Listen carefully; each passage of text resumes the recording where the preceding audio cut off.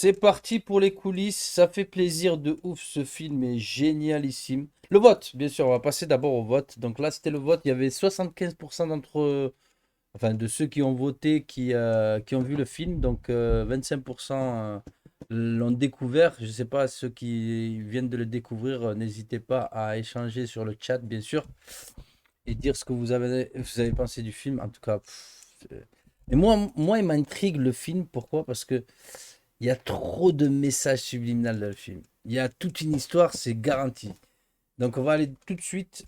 Là, je suis comme d'habitude, on va sur Allociné. Il y a une rubrique dans Allociné de Neil Blomkamp 2009. Donc c'est bien 2009. Alors c'est parti. Bon, le synopsis. On refait le synopsis rapidement. Il y a 20 ans, il y a 28 ans, des extraterrestres entrèrent en contact avec la Terre. Ces visiteurs d'au-delà des étoiles étaient des réfugiés et furent installés dans le District 9, en Afrique du Sud. Pendant que les nations du monde se querellaient pour savoir quoi en faire, depuis, la gestion de la situation a été transférée au MNU, Multinational United, une société privée qui n'a pas grand-chose à faire du sort de ces créatures, mais qui fera d'énormes bénéfices si elle arrive à faire fonctionner leur extraordinaire armement. Jusqu'à présent, toutes les tentatives ont échoué. Pour que les armes marchent, il faut de l'ADN extraterrestre. La tension entre extraterrestres et humains atteint son maximum lorsque le MNU commence à évacuer les non-humains du district 9 vers un nouveau camp, en envoyant des agents de terrain s'occuper de leur transfert. L'un de ces agents, Wicus van der Merwe, Vicus, ouais, c'est Wicus, mais c'est Vicus van der Merwe, contracte un virus extraterrestre qui se met à modifier son ADN. Vicus est à présent l'homme le plus recherché de la planète, celui qui vaut plus qu'une fortune. Il a la clé qui permettra de percer le secret de la technologie alien. Repoussé, isolé, sans aide ni ami, il ne lui reste qu'un seul endroit où se cacher, le District 9. Oh là là là là là là là. Ah oui, il y a Chappie aussi. Oh. Ah oui, oui, il a fait Chappie aussi, ouais, c'est vrai. Lourd. On part directement sur les secrets du tournage de ce film extraordinaire. Alors, il y a plusieurs anecdotes, donc on va les lire, on va les partager. À la place de Halo, District 9 est le premier long métrage de Neil Blomkamp, supporté par Peter Jackson, le Seigneur des Anneaux, la communauté de l'Anneau, qui agit ici en tant que producteur. Ce jeune réalisateur devait à l'origine adapter le jeu vidéo Halo. Voilà, c'est pour ça que j'aime trop les coulisses du Cinétech. Ah merde, j'ai oublié les votes, je suis désolé. On lance le vote pour la séance, bien sûr. On le répète à chaque fois, je le répète à chaque fois. Il s'agit de voter pour la séance et non pas de dire ouais, District 9, votez les films parce que sinon, polémique, c'est bon. Comme d'habitude, on a notre fichier. Si vous voulez voir le fichier des films, là, vous avez les commandes. Vous tapez point d'exclamation liste et vous allez avoir tous les films qu'on a déjà vus, tous ceux qu'on n'a pas encore vus, leurs notes. Donc, les notes, ça va de S, en passant par S et en terminant par S-. Alors, S+, ça veut dire que vous avez passé une agréable soirée et une séance extraordinaire. S, c'était cool. Ça fait plaisir, c'est pas le top du top, hein, mais c'était pas mal du tout. Et S-, il y a mieux, il y a mieux, mais c'était cool. Donc c'est toujours cool en fait. C'est parti pour le sondage. Donc il va s'afficher en haut.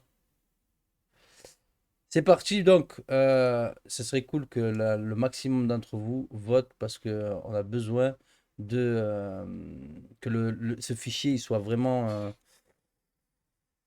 il soit rempli. Faites pas les fous, faites pas les dingues, faites pas les fous dingues. Donc, c'est parti pour. Bon, déjà, je vais valider comme quoi on l'a vu. Donc, ça, dans un premier temps.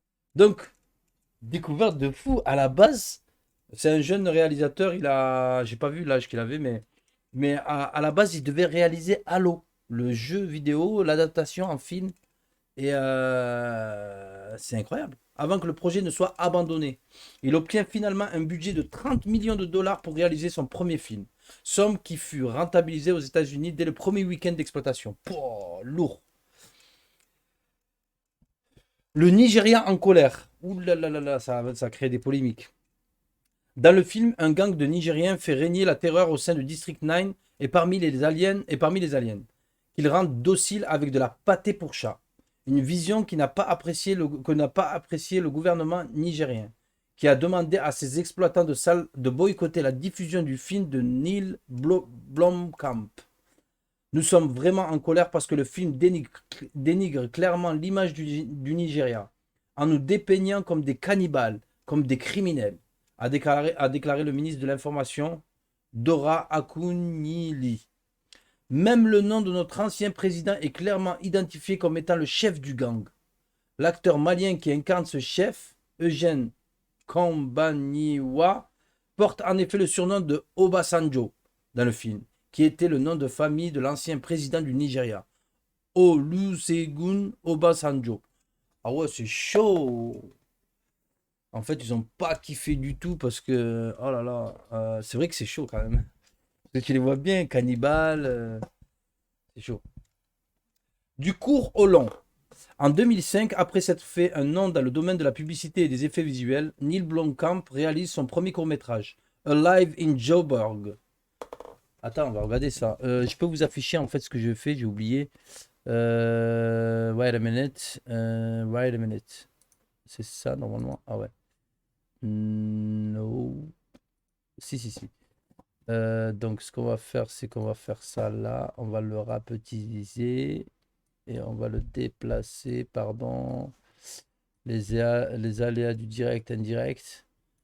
De l'indirection, indirect. C'est quand même extraordinaire. Vous allez rien voir du tout, mais c'est pas grave. C'est juste pour illustrer. C'est quoi ce truc? Ça m'intéresse. Un live in Joburg.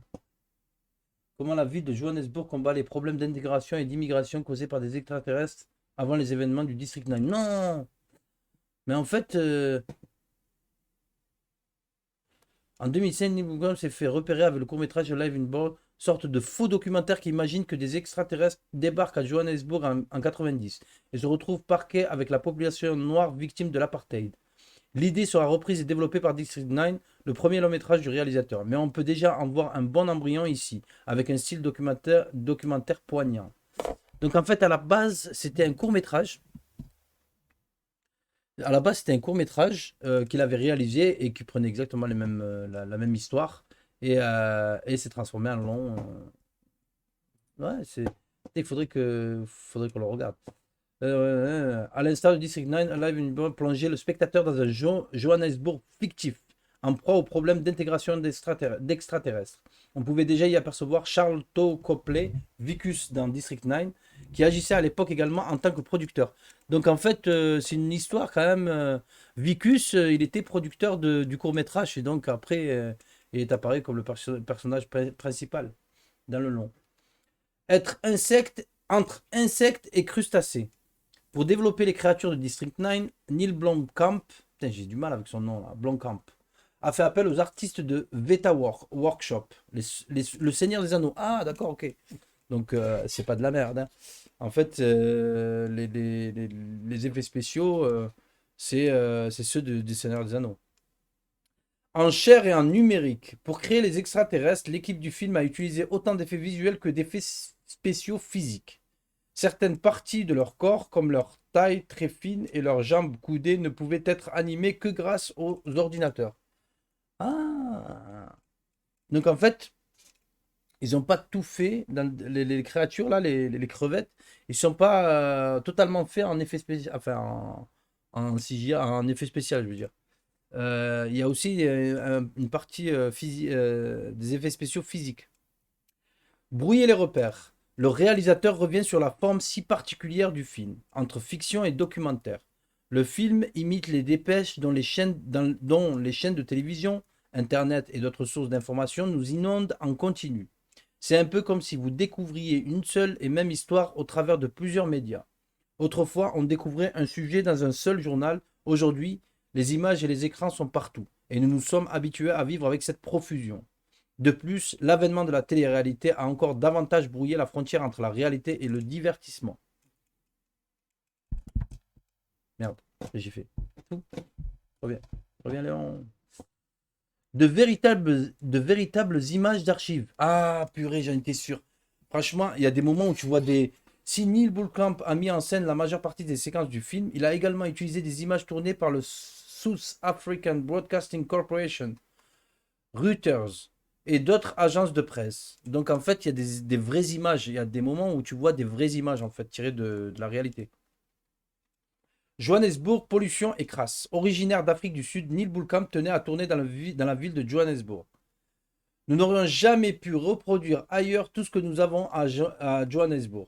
Il y a trop de détails visuels ici. La poussière, les barbelés, la mauvaise herbe. C'est très riche sur le plan visuel. Pour qu'un film comme celui-ci fonctionne, je pense qu'il faut un certain degré de réalisme, de pollution et de crasse.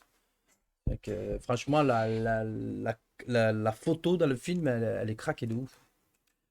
Un paysage désolé. Le tournage s'est déroulé pendant l'hiver car à cette période, l'atmosphère particulièrement sèche rend les lieux presque désertiques, à l'inverse de l'été où la végétation est bien plus luxuriante. Neil Blomkamp dit: Nous avons filmé en hiver parce que je voulais un décor aride, une sorte de paysage urbain à l'abandon. En hiver, quand vous regardez autour de vous, il y a des feux, des cendres et de la poussière partout, et la pollution vous empêche de voir l'horizon. C'était exactement ce que je voulais. Des lieux bien réels. Le tournage s'est déroulé dans de véritables environnements de la banlieue de Soweto à Chiawelo. Les blazes. Les cabanes existaient avant que l'équipe n'y pose ses caméras. Ah d'accord, ok, il y avait déjà un bidonville quoi. En fait, nous avons acheté tout ce qui restait des cabanes détruites, explique le chef décorateur Philippe Ivet. Et nous les avons reconstruites avec tous ces matériaux. Cela nous a évité d'avoir les vieillir nous-mêmes, à les vieillir nous-mêmes. Nous avons ainsi gagné beaucoup de temps et les décors étaient bien plus authentiques. Donc en fait, ils ont racheté une partie et en fait, ils ont reproduit le truc. Ils ont racheté des cabanes déjà pourries. Et c'est vrai que ça a l'air vraiment, c'est incroyable. Un homme, 10 rôles. Jason Kopp, qui interprète l'extraterrestre Christopher Johnson. Ah, Christopher a aussi prêté son corps à une dizaine de personnages différents. Ma mère était très excitée quand j'ai eu le rôle, raconte-t-il. Quand elle m'a demandé ce que j'allais jouer, j'ai répondu une communauté d'extraterrestres dans un township. Il lui a fallu du temps pour comprendre. Ah, c'est vrai. En fait, il a prêté son. Oui, en fait, c'est son corps, en fait. Cool. Cool, cool, cool, cool, cool, cool. Eh bien, on a fini les secrets de tournage sur Halo Ciné. On va faire quand même un saut sur Reddit pour voir s'il n'y a pas des trucs intéressants. Bon, c'est souvent des Easter eggs ou des trucs comme ça, et ça c'est cool. District 9. J'ai écrit, mais non. District.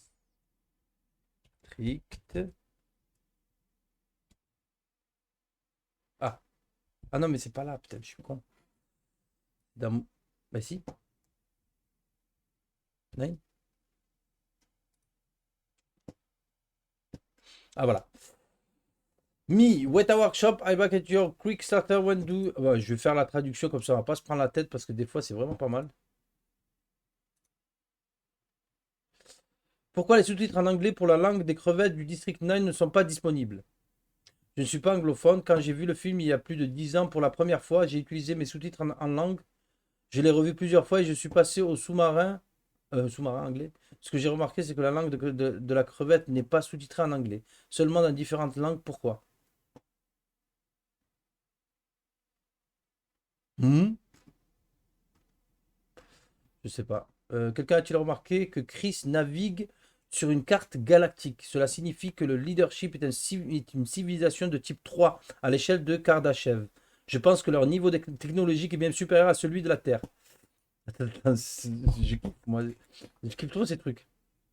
Bon, là, on voit mal, par contre. Mais, ouais, ouais, d'accord, ok. Crevette folle. Oh, lourd. Vous voyez les trucs en même temps que moi, mais c'est petit, mais Tug Life. Pas grave. C'est une manière de maniérer la maniération de la maniérativité.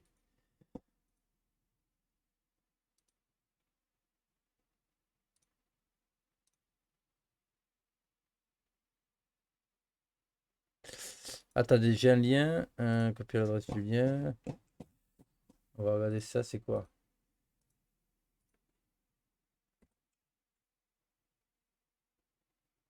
Trivia. Ah, cool. Ah oui, IMDB aussi, ils font. Ah oui, je me rappelle, on faisait ça en plus, hein. Ah, je me rappelle, un peu, il faut que je le mette dans les favoris, comme ça c'est cool. Ajouter aux favoris. Ouais, là, c'est bon, parfait. Donc, après l'échec du long métrage basé sur la série du jeu vidéo Halo, Combat Evolved 2001, qui devait être réalisé par Neil Blomkamp, le producteur Peter Jackson s'est rendu à Blomkamp et lui a offert 30 millions de dollars. Ah, c'est Peter Jackson, il est arrivé, il lui a dit tiens, 30 millions, fais pas le fou, fais pas le dingue. C'est cool. Il lui a offert 30 millions de dollars pour faire ce qu'il voulait. Bien que ce serait le premier long métrage de Blomkamp en tant que réalisateur. Le résultat est ce film. Putain, c'est incroyable. Tu t'imagines le film, comment il a pondu son premier film, c'est chef-d'œuvre. Le langage utilisé par les extraterrestres, clic, a été créé en frottant une citrouille. What? Le titre est un clin d'œil à un lieu réel et à un incident réel. Le district 6 était un quartier métis du Cap que le gouvernement de l'apartheid a démoli en 1966 pour faire place aux Blancs. Tu vois, c'était ça qui était, tu vois, les messages subliminaux. Ça se voit que derrière cette histoire, il y a vraiment quelque chose, il y a une vraie, il y a un vrai message. La star Charito Copley n'avait jamais joué auparavant et n'avait pas l'intention de poursuivre une carrière d'acteur. Il a trébuché dans le rôle principal alors que le réalisateur Neil Blomkamp l'a placé devant la caméra pendant le court-métrage. Je dis, Wallah, il a trébuché. Mais attends, parce que des fois la traduction elle est toute pourrie.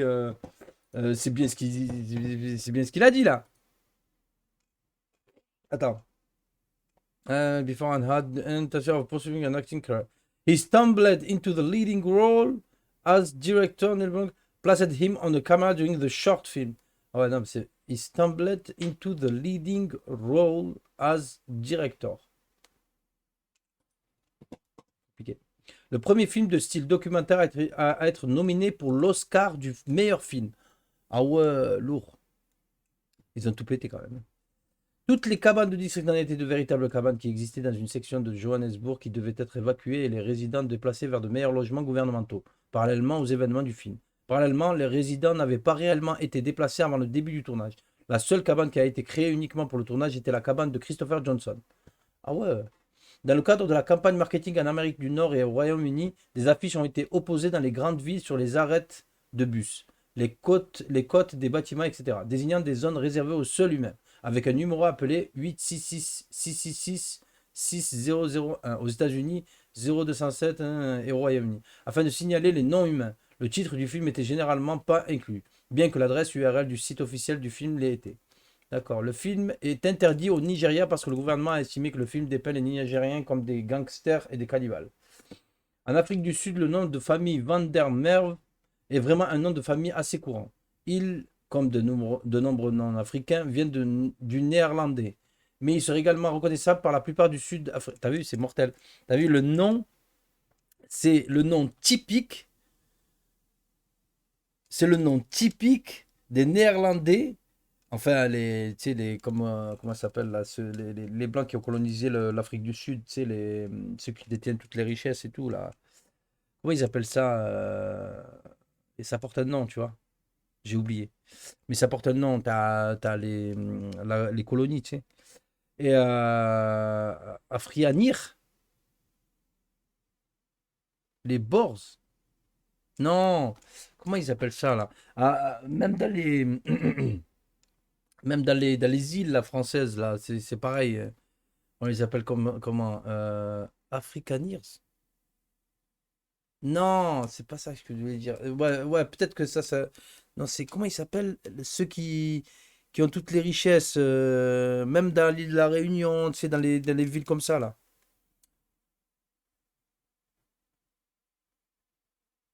En Outre-mer et tout. Tu sais, ça porte un nom, ceux qui ont les colons. Oui, les colons, oui. Les colons, oui, c'est les colons. Mais les bounty. Non. Putain, je m'étouffe. Rien comme le commun dans tout un genre de blagues sur les Afrikaners stupides, maladroits, inconscients ou incompétents. Le fait que le personnage de Vicus van der Merwe soit, au moins au début du film, un bureaucrate inefficace et catastrophiquement désemparé et immédiatement communiqué par la décision des scénaristes de lui donner ce nom particulier. D'accord, les descendants des colons blancs aux Antilles. Voilà, c'est ça. L'idée que les crevettes soient obsédées par la nourriture pour chats est venue de deux inspirations.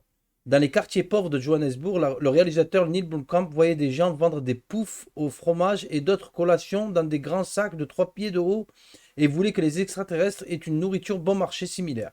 La décision d'en faire de la nourriture pour chat est venue que l'un des producteurs qui utilisait de la nourriture pour chat en conserve pour appâter les pièges lors de la pêche aux crevettes à Vancouver. Ah ouais, c'est pour ça qu'ils ont... Les carcasses d'animaux mutilés. Ah ouais, c'est vrai qu'il y a beaucoup de vaches, de chèvres et de moutons là, mutilés. À l'arrière-plan, de nombreuses scènes étaient réelles et, à quelques exceptions près, se trouvaient déjà dans les vrais bidonvilles et cabanes utilisées pour le tournage. C'est pour ça qu'il est ultra réaliste et que ça ressemble grave à un documentaire et que quand tu rajoutes les effets spéciaux, ça fait vraiment un truc de fou en fait le film. Le film a été inspiré par l'enfance du réalisateur Neil Blomkamp en Afrique du Sud pendant l'apartheid. Ben voilà, on est d'accord. Donc franchement chapeau, franchement chapeau, chapi, chapi chapi, chapeau, chapeau chapeau, chapa. Vous vous rappelez ça? Tous les extraterrestres du film sont en CGI, à l'exception de ceux sur les tables d'opération du laboratoire médical. Tous les extraterrestres parlants ont été interprétés par un acteur, Jason Kopp, qui a également joué le correspondant Greg Bradnam. Le dialogue pour les extraterrestres parlants a été ad-libré par Kopp et doublé en post-production. D'accord, d'accord, d'accord. Les créatures utilisées dans la petite arène de combat étaient censées être des rongeurs parasites qui se trouvaient à bord du navire. Cool. Parce qu'à un moment, je me disais, ouais, c'est quoi? C'est des familiers, enfin, c'est leur chien ou un délire comme ça, tu vois. Charlton Copley a improvisé toutes ses répliques lors des séquences documentaires. Copley et Jason Kopp ont improvisé leur dialogue dans d'autres scènes. Putain, c'est que de l'improvisation et c'est pour ça que c'est trop craqué. En fait, il le joue trop bien. En fait, il a improvisé, il a tout sorti. Mais ça se voit que c'est du Laura. En plus de la fin originale, le réalisateur Neil Blomkamp a tourné 5 fins alternatives pour le film. Une fin était apparemment si embarrassante que ni Blomkamp ni Charlton Copley n'en diraient rien. Blomkamp déclare: personne ne verra jamais cette fin. La seule chose connue à ce sujet à ce stade est que Copley est devenu très très sale dans le processus. Attends, attends. Putain, je savais pas qu'il y avait 5 fins différentes, je suis obligé de taper. Attends, attends. District. Je vous le mets en grand si j'arrive à trouver les séquences. District 9. Fin alternative. Attends. Vidéo. Une fin alternative pour le film District 9. Ok. Non, mais je veux une vidéo, faites pas le fou. Quoi? Neil Blomkamp annonce District 10, la suite de District 9. Le réalisateur sud-africain révèle être en train de décrire le film avec sa femme Terry Tatchell et l'acteur Charlton Copley. Pas toujours le même acteur, ils sont en train de réaliser le District 10. La suite, ça veut dire 3 ans après comment il s'appelle comment il s'appelle la créature là? Johnson là. Christopher Johnson, il revient 3 ans plus tard. On n'a jamais l'occasion de voir la suite du District 9. Le réalisateur révèle la raison du retard de la suite. Ah, d'accord, donc il y a du retard dans la suite. The sequel will be stripped down and bare bones. La nouvelle production Peter Jackson se dévoile. This is nine ending explained. Putain, si vous trouvez, s'il y en a, la date de ta news. La date de ma news, c'est 28 février 2021.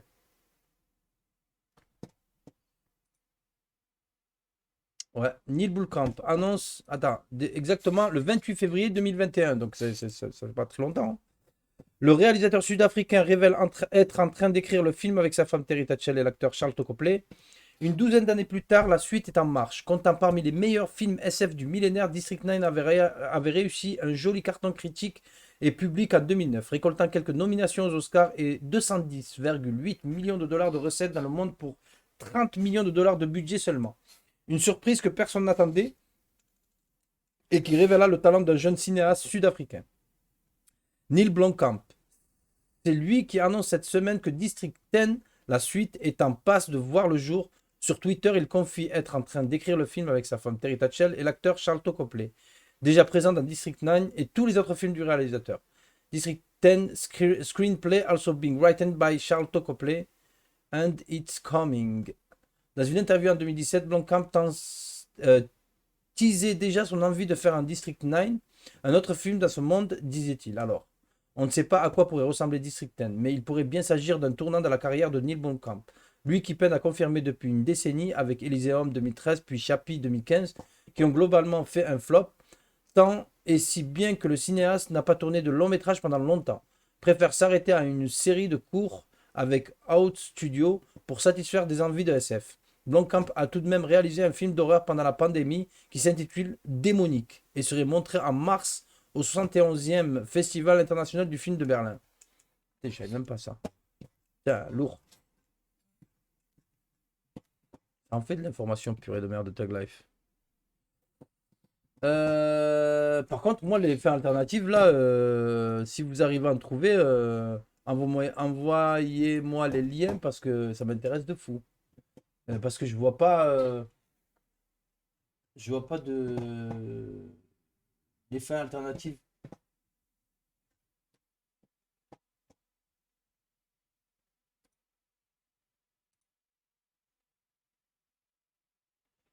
Ah, c'est un dessin en fait. Attends. District 9, une fin alternative. A réalisé une fin alternative du film District 9. Forcément, ce scénario laisse moins de portes ouvertes pour une suite. En parlant de suite, vous avez la vidéo qui vous attend dans la deuxième partie du billet. Ok. Deuxième partie du billet, il est où? Putain. Ah si, c'est là.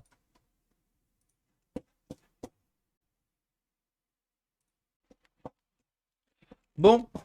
C'est cool. Putain, il est tard, hein, j'avais pas vu. Oh là là. Il est tard de ouf. Bon, ben, c'est la fin de ce Cinétug. Les votes, ils ont été S+. Donc, je mets dans le document S+, pour District 9. Donc, meilleure note possible imaginable de la Terre. Et c'est cool parce que ça fait plaisir. On a encore rempli le Kiss Cut de l'original Underground. C'est terminé pour le Ciné-Tug sur le film District 9. Ça fait plaisir. Tug Life à tous. C'est la fin du stream. Je vous souhaite une bonne nuit. Enfin, ce qui reste de la nuit à tous. Et je vous dis rendez-vous très bientôt. Demain, peut-être après-demain. On verra. Mais Tug Life à tous. Merci d'avoir suivi le stream. Merci à ceux qui sont abonnés. Merci à ceux qui ont fait des dons. Merci à ceux qui soutiennent. N'hésitez pas à soutenir, ça fait plaisir de ouf. Tug Life à tous. Voilà. Donc pour ceux qui ne sont pas abonnés, j'entrevois quelques-uns qui ne sont pas abonnés. Abonnez-vous. Ça soutient la chaîne, ça fait plaisir. Et Tug Life, Galec, chapi, chapeau. Chapi, chapi, chapeau. Il y avait aussi Topsy. Pour ceux qui ont la ref. Ouah, c'est des vieux de la vieille, moi je vous le dis. Bonne nuit tout le monde, bye bye. Tag Life.